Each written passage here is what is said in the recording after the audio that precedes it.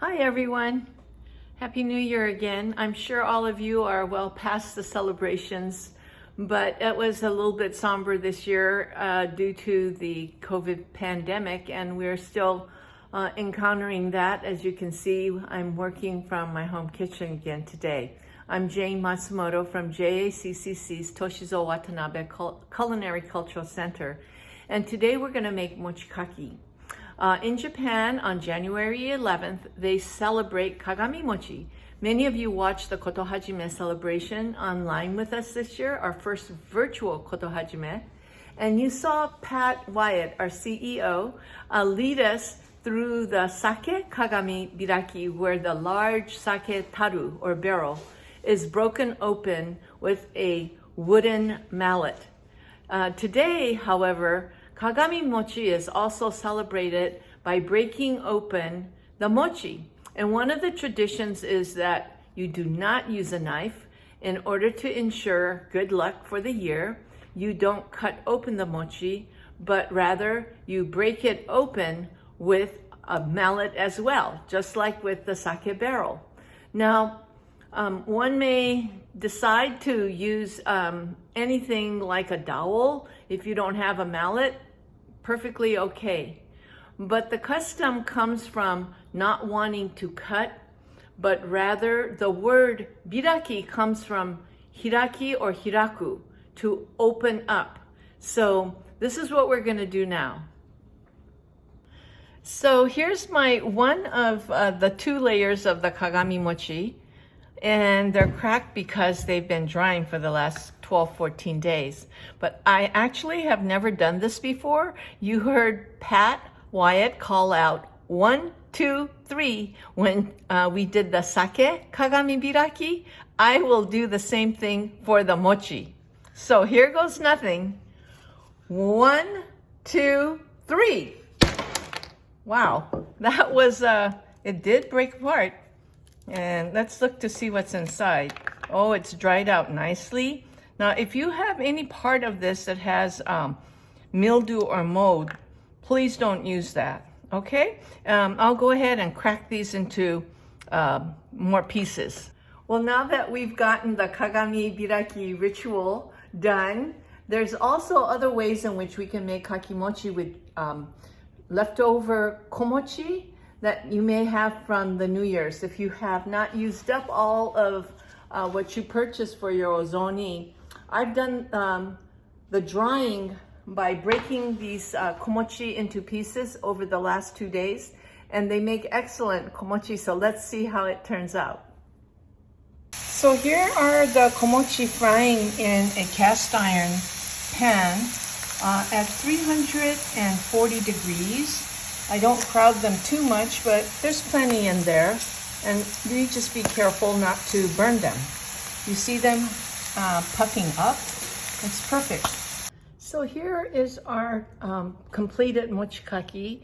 Looks pretty good, but I highly recommend to use a splatter guard and to make sure that you are not doing this with young children, because these mochis will pop.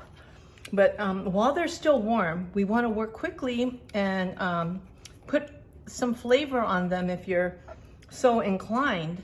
And you need to do this while it's still hot. So I'm just putting a little shoyu on some of these because I want to do a little flavor contrast to see what I might like better.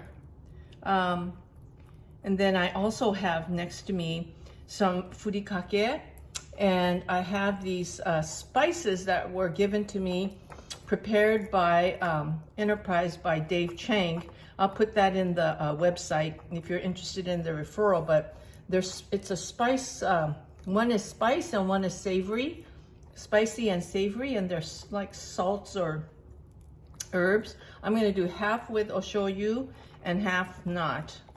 And put some furikake on these. See what they taste like. Let's work quickly here. Okay, so here's the spicy one. I want to see what that tastes like. I'll work just very quickly here. And then I'll try the savory. These are the savory. And this is just the salt.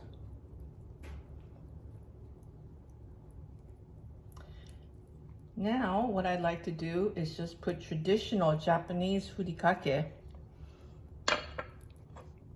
aonori, on a few while they're still hot. And just as a test, I also have some warming in the oven, and I want to see how those turn out. This one is just your typical nori furikake or furikake. And this one has shiso on it. I thought that might be kind of fun to try. But it has to be warm for this to actually take into the mochi. It is glutinous, and it puffs up. So that's what explodes. And I just caution you not to have children nearby. You need a splatter guard. There is going to be oil all around your stove. Okay, let's try one. Okay, I'm going to try one with just plain shoyu. Very crunchy and savory. Tastes really good. Now, I'm going to try one with furikake. Actually, I'm going to try the one with the umeshiso.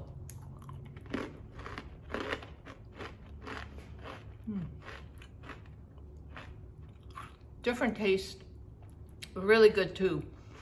You need to kind of try a variety to see what suits you the best, but I think we'll show you on these puffed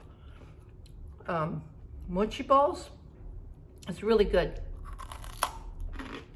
Yeah, please try it and email us to let us know how yours turned out. Again, cautioning, please use a splatter guard and don't do this around young kids. Well, thank you for joining us today. This concludes our Oshogatsu series, and I hope you learned a little bit about the traditions of Kagami mochi and Kagami Biraki using the mochi. Here is the result of the kaki mochi making we did today. I wish that I was able to share this with friends right now. Please stay tuned for more programs that we will be bringing to you in the future. And we will be back at TWCCC at JACCC real soon. Thank you.